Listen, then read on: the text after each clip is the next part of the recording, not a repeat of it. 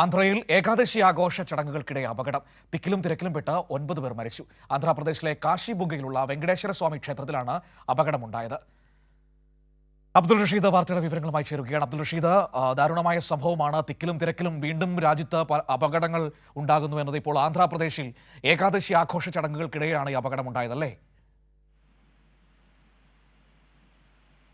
മനു, ആന്ധ്രാപ്രദേശിലെ ശ്രീകാകുളം ജില്ലയിലുള്ള കാശിബുഗ വെങ്കടേശ്വര ക്ഷേത്രത്തിലാണ് ഇത്തരത്തിൽ ദാരുണമായിട്ടുള്ള സംഭവം ഉണ്ടായിട്ടുള്ളത്. ഏകാദശി ആഘോഷ ചടങ്ങുകളുടെ ഭാഗമായി ചില പൂജകളൊക്കെ തന്നെയും ഈ ക്ഷേത്രത്തിൽ ഉണ്ടായിരുന്നു. ഇന്ന് രാവിലെ മുതൽ ഈ ക്ഷേത്രത്തിൽ നിരവധിയായിട്ടുള്ള ഭക്തരാണ് ഒഴുകിയെത്തിയിരുന്നത്. എന്തായാലും ഈ ഭക്തർ ഒരേ സമയം ഈ സ്റ്റെപ്പുകൾ അടക്കമുള്ള മേഖലകളിലേക്ക് ഇരച്ചു കയറിയതാണ് ഇത്തരത്തിൽ അപകടത്തിന് കാരണമായിട്ടുള്ളത് എന്നതാണ് പ്രാഥമികമായിട്ട് ഇപ്പോൾ പോലീസ് പുറത്തുവിട്ടിരിക്കുന്ന വിവരം. എന്തായാലും തിക്കിലും തിരക്കിലും പെട്ട 9 പേർക്കാണ് ഇപ്പോൾ ജീവൻ നഷ്ടമായിട്ടുള്ളത്. അതോടൊപ്പം തന്നെ നിരവധി പേർക്ക് പരിക്കേറ്റിട്ടുണ്ട് എന്നുള്ളതാണ് പോലീസ് വ്യക്തമാക്കുകയും ചെയ്തിട്ടുള്ളത്. ഈ പരിക്കേറ്റവരിൽ 5 പേരുടെ നില അതീവമായി നിലനിൽക്കുകയാണ് എന്നുള്ളതാണ് ആശുപത്രിയിൽ നിന്ന് നമുക്ക് ലഭ്യമാവുന്ന വിവരങ്ങൾ. എന്തായാലും കുട്ടികളും സ്ത്രീകളും അടക്കമുള്ളവർക്കാർക്ക് ഇപ്പോൾ പരിക്കേറ്റിട്ടുള്ളത്. ഈ 9 പേരിൽ മരണപ്പെട്ടിട്ടുള്ള 9 പേരിൽ അധികവും സ്ത്രീകളാണ് എന്നുള്ളതാണ് ഏറെ നിർണായകമായിട്ടുള്ളത്. എന്തായാലും സുരക്ഷാ ക്രമീകരണങ്ങളിലൊക്കെ തന്നെയും വീഴ്ച സംഭവിച്ചിട്ടുണ്ടോ എന്നതുമായി ബന്ധപ്പെട്ട അന്വേഷണങ്ങളൊക്കെ തന്നെയും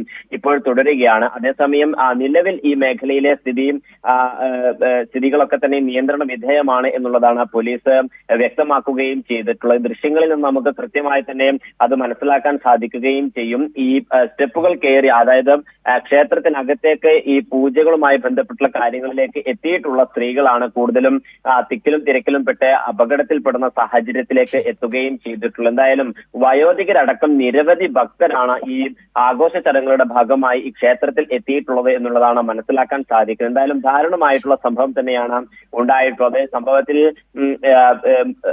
മുഖ്യമന്ത്രി അടക്കമുള്ള ആളുകൾ ദുഃഖം രേഖപ്പെടുത്തുകയും ചെയ്തിട്ടുണ്ട്. എന്തായാലും ചികിത്സയിൽ കഴിയുന്നവരുടെ നില അതീവ ഗുരുതരമായി തന്നെ തുടരുകയാണ് എന്നുള്ളതാണ് വിവരങ്ങൾ. ശരി.